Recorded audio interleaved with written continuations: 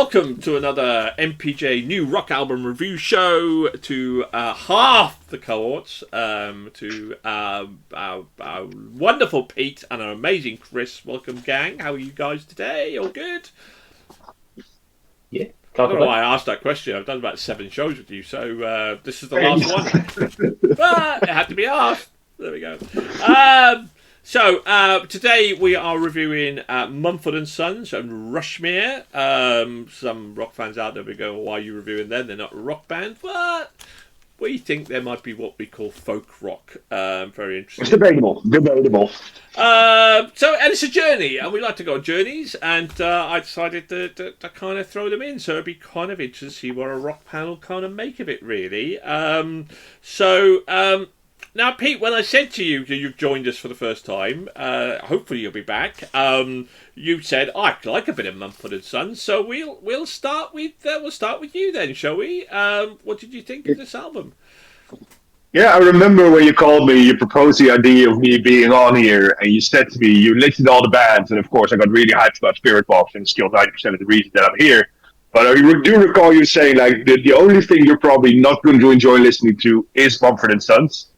And of course I am here to represent the underbelly of the world of death metal and all that sort of thing. But I also said I have a very eclectic taste. And this might surprise you that I really, really enjoyed this album. I loved it. I like Mumford & Sons as they are. Like, they got a very unique sound. There's like when they're on, you can tell that's Mumford & Sons. There's no mistake in it. It's really their own. Besides that, they're the only band that we're reviewing this month that is on my Positive Vibes Only playlist. That is like the soundtrack to my life, I like to call it. I listen to it whenever I need to, whenever I feel like it, whenever I need more positive vibes in my life. And it's just full of songs that make me happy. And Mumford & Sons' Little Line Man is among them. But on this album, beautiful, emotional, straight up Mumford & Sons all the way. I really enjoyed listening to it from start to finish. So yeah, great job. I mean, a complete antipathy to what we've heard of you this month and the sort of music that you like, which is very much that smash you in the face kind of screamo. And this is a completely total end of the spectrum. But then that's what music's about, isn't it? Yeah, well, though, like most of the times, I want to listen to deathly screams about how terrible the depths of hell are and how we're all living in it. I also am a human being with emotions, and this emotional kind of Mumford & Sons music just hits the right string. I like it. Like, it makes me all warm inside. Okay, now we're going to go from that to the extreme of Trish's. I would keep this short. I wish Mumford & Sons had kept this album short to just one track. That being true. The Saving Grace album as one. It's not rock, and you won't be in a rush to listen to it a second time. Negativity from Trish! Negativity, we never heard negativity from Trish. I know. Oh God, Trish! I mean, Trish even likes that's doesn't like slow music. Does not like slow music. Now, once you've had a Cully hug, right? If you've never met Cully, if you meet Cully, you get a Cully hug, right? We call it. He has a famous Cully hugs. You'd want to dance to a slow song with Cully with a Cully hug, wouldn't you? You know, you just would. So, Mumford & Sons, Chris. So I'm not a fan of chilled. So this is very calm, chilled rock music, and usually I'm not a fan because it has no drive. It just doesn't carry me along at all.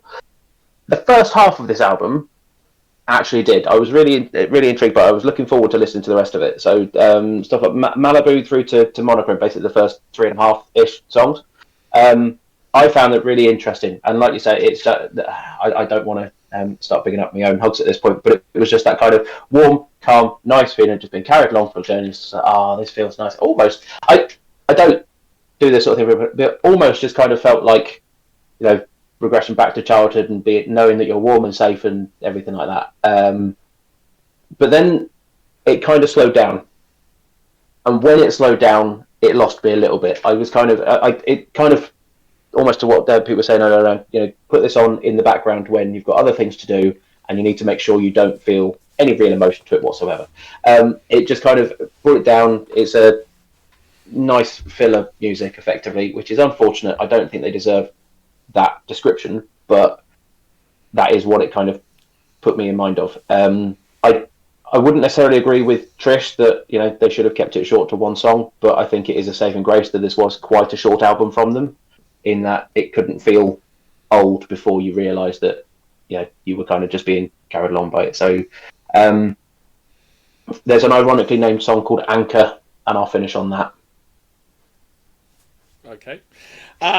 It's actually interesting in terms of what you've just said, because I know that when I approached Will and said, like, I know you like your folk music, how about Mumford Sons? He said, well, that depends. He said, if they've gone back to the way they started, which was kind of more kind of folk rock, he said, I'll be into it. And he said, then he come back to me later, he said, I want to listen to first couple of tracks. And he said, and it's back to the old style Mumford Sons. And if Will was here, he would tell you that that start was that, and the second half of the album regressed to the more what they've done kind of recently, and kind of lost him a little bit in that way. And I would echo that entirely. I think if I was to review it, I would use what you've said verbatim. To be honest with you, Chris, Malibu is hit my cool playlist. Absolutely loved that song, and it did kind of meander a little bit towards the end, and it got a little bit dull and a little bit samey, but it was still an enjoyable listen of an album, and I did enjoy it, but it's not an album that I would also now go, I can't wait to hear that again. If it's on, I would enjoy it, and I'll remember it because of Malibu, from that perspective as well. So, yeah, I'm glad I put it on. I'm glad I enjoyed it. I'm glad I listened to it, for certain. And that's what we're all about, variety and journey. Well, where will this journey take? Will Mumford & Sons get into our Hall of Fame? Will it get 4 or more and kind of get in there? Let's find out, shall we? No shock of shock. Start with the negativity. And this is quite incredible because it's Trish. A half. Wow, yeah. Bit harsh, isn't it? Very harsh. Very, very, very harsh. Simon... Do you reckon that it's going to make it into Trish's tattoo gallery? No. Definitely not. I think she'd laser it off if it had been on there. Building that up, Simon give it 2.5, so he was very much kind of middle of the road. Chris, what did you give it? I gave it a 3.5. As I said, beginning, very good. Back half, not so much. As did I, Chris. As did I. I give this a 3.5. We'll give this a 4. We'll give this a 4. Fair play. If Pete gives this a 5, you know what's going to happen. Pete, what did you give it? Well, you know how stringent I am with my 5s, but I'm happy to hear that Will gave it a 4, because that means that I'm not the biggest Mumford & Sons fan in here, because I also gave it a 4. Him and I are equally the biggest fans of Mumford – Sons in here. If you had given it a 5, it still wouldn't have made it. But, but there we go. It scored 3.5, 17.5, 3.5. It's slightly, yeah, it did make that top half of our albums, 241st out of our 518 albums that we have reviewed. So anyway, congratulations, well done to Mumford & Sons. I don't know why I'm saying congratulations, it was a good album. Thank you very much to my wonderful panel. Will we see you again, Pete? Will you return for another dose of MPJ? Hell yeah, especially next month we got Sleep Token new album coming out, and I want to be there for it and tell you all about why Sleep Token is the biggest thing on the planet right now. I look forward to it. Okay, thank you again to Chris and to Pete. Thank you to my drunk cohorts. Thank you to Trish on holidays. Welcome, well done again to Simon for the birth of his new son.